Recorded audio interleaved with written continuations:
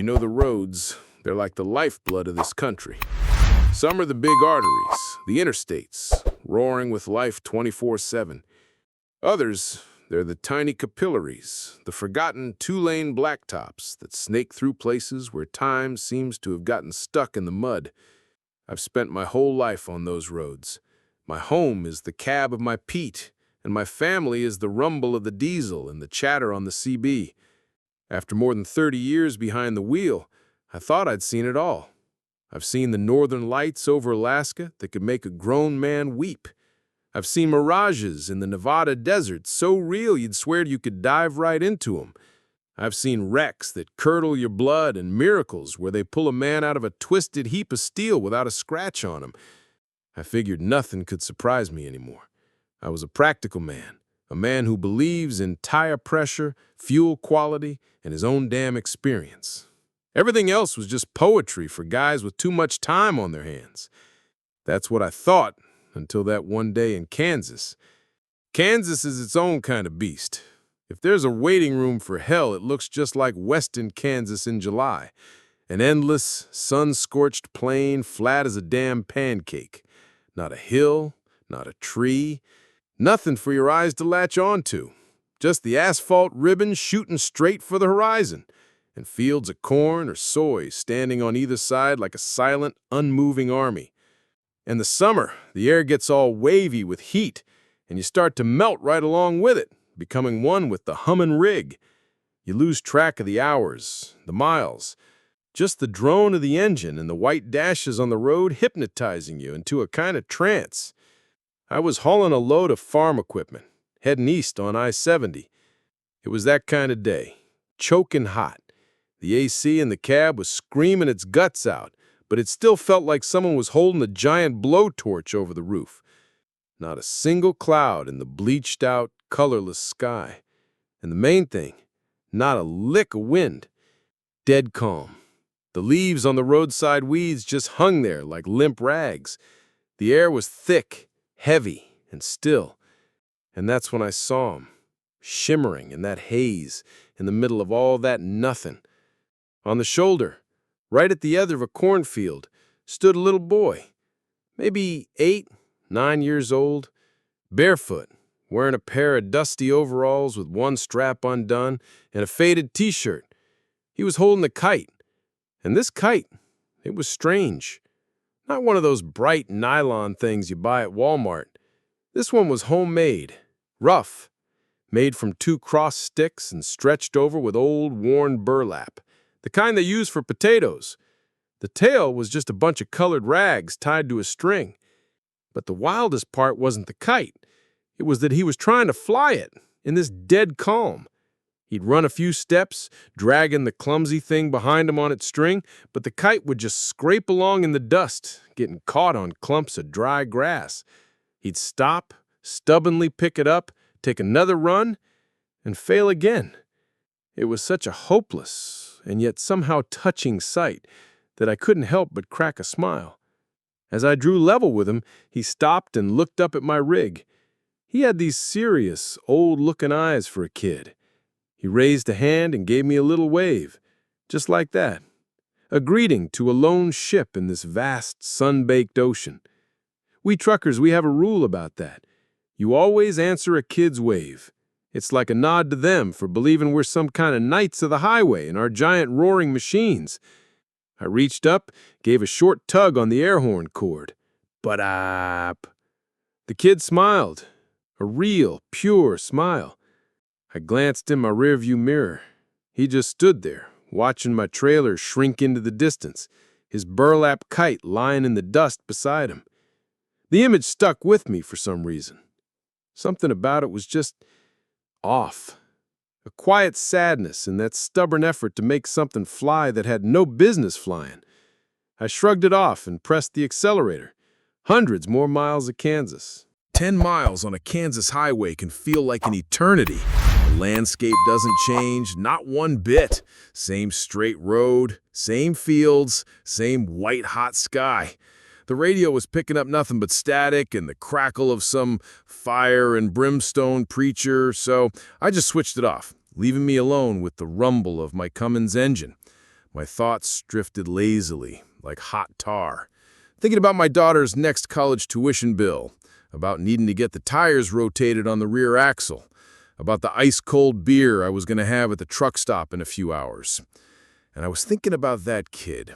I couldn't shake the image of him, out there in that heat, all alone, with that stupid kite. Where were his folks? Why was he playing right next to a major highway? A dozen rational explanations flickered through my head. Maybe he lived on a nearby farm, though I hadn't seen a house for what felt like forever. Maybe he was the local oddball. Every small town has one. I glanced at my trip odometer. Exactly 10 miles since I'd honked at the boy. And then I saw him again. My blood didn't just run cold, it turned to ice water and trickled through my veins, freezing everything on the inside. To the right, on the shoulder, right at the edge of the cornfield, stood the exact same kid. Same dusty overalls, same serious look in his eyes, and in his hands was the same burlap kite. He was doing the exact same thing, taking little running starts, trying to get it airborne in the still, blistering air. I eased my foot off the accelerator. My knuckles were white on the steering wheel. My brain was screaming, refusing to compute what my eyes were seeing. This isn't possible. It just can't be. Does he have a twin? Are they playing a joke on drivers? But how? How could anyone, in the few minutes it took me to drive 10 miles at 70 miles an hour, get ahead of my rig and set up the exact same scene? It was impossible, even in the fastest car. I pulled alongside him. This time, he didn't wave. He just stood there and looked at me, right into my eyes. His gaze wasn't playful or curious. It was a plea, a silent, desperate plea. I didn't honk this time. I couldn't. Some primal, gut-level fear had seized me up. I rolled past, my eyes locked on him until my trailer blocked the view. My heart was pounding in my throat. I looked in the mirror. He was still standing in the same spot, watching me go. His kite lay at his feet. A heat mirage, I said out loud, just to hear the sound of my own voice, to prove I wasn't dreaming. The heat's cooking my brain. I fumbled for my water bottle, took a long swallow of the warm water, wiped my face with my wet hands. But the image of the boy with the sorrowful eyes was burned onto the back of my eyelids. What the hell was that? I cycled through the possibilities. Some kind of roadside art project? A prank? But for who? There was nobody out here. I grabbed the mic from my CB. Break 19? Any eastbounders on this 70? You got your ears on? I tried to keep my voice steady. Nothing. Just the crackle of static. I was alone out here on this stretch. Totally alone. And that feeling of isolation suddenly felt crushing, heavy. I desperately wanted to see another truck, hear another voice, anything to tether me back to the real world, my logical, understandable world, where little boys can't teleport down a highway. I floored it. I just wanted to get through this damn stretch of road as fast as I possibly could. I wasn't driving those next 10 miles. I was flying. It felt like I was being chased. I kept checking my mirrors, half expecting to see him, but there was only the empty road behind me. I scanned the shoulder ahead, my heart seizing up at every post, every shadow that might be a small silhouette. The tension in the cab was so thick you could feel it crackle, like the air before a lightning strike. I was watching the odometer tick over. 9 miles, 9.5, 10, and he was there, for the third time, in the same spot on the shoulder, same pose, same kite. But something was different. As I approached, he wasn't running. He was standing perfectly still, looking up at the empty sky, as if he was waiting for something. Then he slowly turned his head and looked at me. And this time, he shook his head, just a slow, deliberate motion from side to side. It wasn't no, so much as don't, like he was begging me not to do something. Then he lifted a small hand and pointed, off to the side, away from the road. That was it. That was my limit.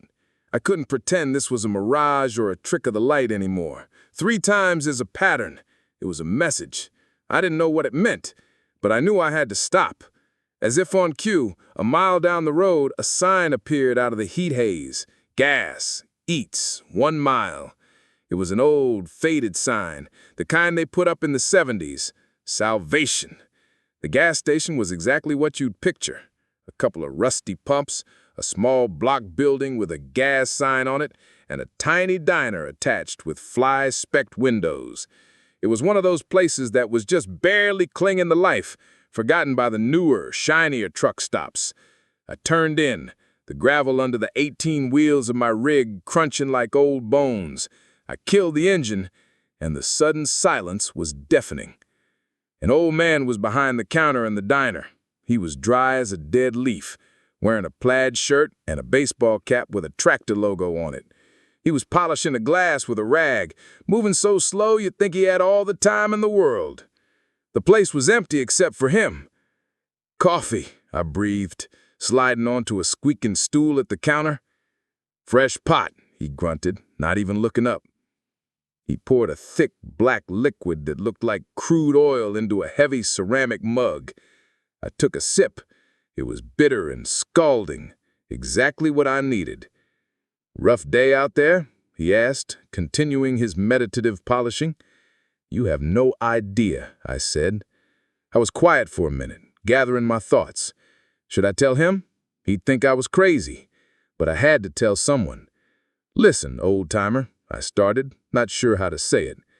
"I saw something strange back down the road. A little boy on the shoulder with a kite." The old man stopped polishing the glass. He set it down carefully on the shelf, and only then did he turn to look at me. His pale blue eyes were clear and sharp, and they held not a shred of surprise. "Kite made of burlap, was it?" he asked, quietly. A chill shot right down my spine. "Yeah. How'd you know?" "Because you ain't the first, son, and you won't be the last." He sighed, leaned against the counter, and began to talk. His voice was flat and even, like a man telling a story he's told 100 times before. He said that years ago, 40, maybe 50 years back, a family of farmers lived out on this land. They had one son, a quiet, sweet kid. The boy loved nothing more than flying a kite his father had made him from burlap sacks and willow branches. He'd spend hours running with it through the fields. Then the storm came, the kind they'd never seen before or since. The sky turned black in minutes, the wind came up like a freight train, and a wall of rain fell from the sky. The little creek that ran under the old bridge up the road swelled in an hour, turning into a raging, violent torrent. The boy was playing by the water and got swept away, taking his burlap kite with him. They didn't find his body for days, miles downstream. "Ever since then, he shows up," the old man finished. "Not all the time, just when trouble's coming. He comes out to the road and tries to get drivers to turn back. He's trying to fly his kite, but there's no wind. See, he's calling for the storm, warning about it." "What storm?" I asked, confused. "There isn't a cloud in the sky." "The storm ain't always in the sky, son." The old man glanced out the window. "That old bridge over 2 creeks, about 20 miles up the road, the foundation's been getting washed out for years. Every bad winter, the supports get a little weaker. Engineers come out, they look, they shake their heads and write reports, but nothing ever gets done. The boy, he shows up when that bridge is ready to give way. He tries to warn people off it, especially the heavy haulers like you. He doesn't want anyone else to drown in that water." I sat there, gripping my mug. It was a legend, a ghost story, the ramblings of a senile old man. But I'd seen him 3 times. I'd seen that pleading look in his eyes, and the way he had pointed toward a side road. "Is there a detour?" I asked, my voice hoarse. "Yep, the old county road," the old man nodded. "Adds about 50 miles and the road's shot to hell, but it'll bring you out on the other side of the bridge. Most folks don't believe me. They just tap their head and drive on." He fell silent, picking up his polishing rag again. "Well, it's your decision, son. Your road, your load." I finished my coffee in silence, A swarm of conflicting thoughts buzzed in my head. One part of me, the part that had logged over 1,000,000 miles, was shouting, "This is crazy. Small-town ghost stories. The old man's just having fun messing with strangers." My schedule, my delivery time, the penalty for being late, the angry voice of my dispatcher on the phone, all of that was real. A ghost boy and a crumbling bridge were not. They didn't fit into my world where everything could be measured, weighed, and calculated. But then there was the other part of me, the part that remembered the chilling cold that had gripped me on that scorching hot highway, the part that could still see the serious, pleading eyes of a child, the part that felt that irrational animal fear that you can't just explain away as a trick of the heat. What if the old man was right? What if this wasn't just a story, but a warning? What was the cost of being wrong? 50 extra miles and a couple of lost hours versus what? Versus the chance of ending up as the lead story on the 6 o'clock news, lying at the bottom of a murky river with 40 tons of steel and cargo. I tossed a few crumpled bills on the counter. "Thanks for the coffee." "Good luck out there," the old man said without turning around. There was no curiosity in his voice, no judgment. He had simply given me the choice. I walked back outside. The sun was just as relentless. My Pete was sitting there, chrome gleaming, solid, real, tangible. It was a piece of my logical world, and 20 miles ahead was a bridge, a regular concrete and steel bridge.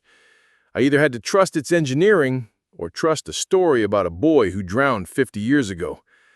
I climbed into the cab and fired up the engine. The familiar roar gave me a sliver of my confidence back. I pulled out, back toward the main road. Straight ahead was the short route, the logical route, the common sense route. To the right, at a barely visible turnout with busted asphalt, was the detour, the route of fear and superstition. 50 miles of hell on a bad road. I drove slowly toward the fork. Those 100 yards felt longer than all the miles I'd driven that day. I looked at the highway stretching out ahead, smooth, straight, inviting. It promised speed and simplicity. I looked to my right. A dusty, overgrown turnout that looked like it hadn't been used since that long-ago storm. It promised only trouble. "This is nonsense," I told myself. "Just drive straight. You're not some superstitious old woman." I was just about to pass the turnout when the image flashed in my mind. The boy, the third time, shaking his head. "Don't." And the way he pointed directly toward this very turnout. With the screech of brakes that made my trailer shudder, I slammed to a stop. I sat there for a few seconds, staring straight ahead. Then, cranking the wheel hard, I made the right turn. The big rig groaned as I forced it onto the narrow road. Tree branches scraped against the side of the cab. Gravel clattered under my tires. I was on the detour. It was pure misery. The road twisted and turned. The asphalt gave way to gravel, which gave way to just packed dirt. My speed dropped to 20 miles an hour. I felt every rut, every pothole in my bones. The cargo in the back was banging and groaning.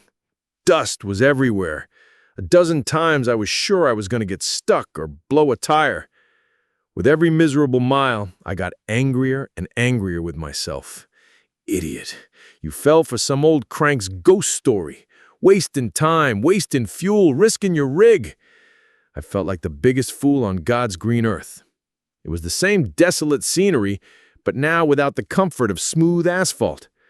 I was so deep in now that turning around was impossible. I was stuck seeing it through to the end, cursing myself, the old man and the ghost boy with every bump in the road. I drove on, just plain furious. Furious at this irrational, nonsensical world that had invaded my simple, straight-line life. Don't change the tone of your voice, and don't change the sound of your microphone recording. Everything should be in the same style. It must have been 2 hours later when, covered in dust and mad as a hornet, I finally rumbled back onto the main highway. The exit was just as hidden as the entrance had been. The moment my tires hit that smooth asphalt, I felt a wave of relief wash over me. I checked my map.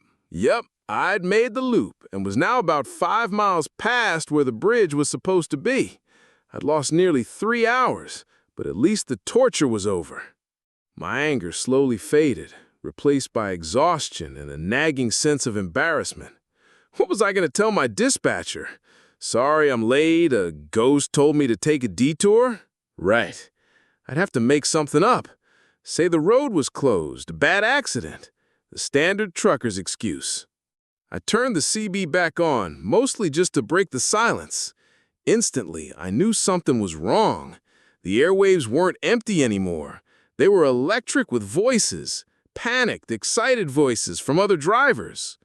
It happened right in front of me. I barely had time to hit the brakes. Anyone see if there were cars on it? My God, I can't even see the bottom. This is a heads up for all eastbound traffic on I-70. The bridge at Two Creeks is down. I repeat, the bridge has collapsed. Shut the road down. Somebody call 911. I pulled my rig onto the shoulder. My hands were shaking so bad I could barely hold the CB microphone. I just listened as the story came together in fractured, terrified pieces. The center span of the old bridge had just buckled, folding in on itself and crashing into the river below. A passenger car in front had made it across a second before it went down, but a semi-truck, the one that had been right behind it, he didn't make it. I just sat there, staring at my hands on the steering wheel. I tried to do the math. If I hadn't turned, if I had dismissed it all as nonsense, I would have been rolling down that highway at about the same time. That semi-truck they were talking about, that could have been me. That would have been me. I stayed parked on that shoulder for maybe half an hour. It wasn't the shouts on the CB I was hearing anymore, but an incredible, profound silence. And in that silence, I heard a distant, low rumbling. At first, I didn't know what it was. Then it hit me. I climbed out of the cab. The air was still dead calm, but from miles away, from the direction of the collapsed bridge, came this sound, a deep, thrumming rumbling. Maybe it was the rescue helicopters arriving, or maybe it was just the echo of what had happened, an echo in my own head. I never told my dispatcher the real story. I lied about an accident. I never told most of my buddies, didn't want them to think I had finally lost my mind. But sometimes I tell it to guys like you, guys who spend their lives on the road. I've driven through Kansas dozens of times since then. I've never seen that boy again. Where the old bridge stood, there's a new one now, modern and strong. And that little gas station with the old man, it's gone. The next time I drove by, a year later, there was just an empty lot overgrown with weeds, as if it had never been there at all. But I learned something that day. I learned to listen, not just to my engine or the CB. I learned to listen to the road itself. Sometimes it speaks to you. And a strange road sign, a sudden gut feeling, an old man in a forgotten diner, or in a little boy with a burlap kite who just doesn't want anyone else to drown. Because the road, son, it has a longer memory than any of us. And some stories, it never forgets.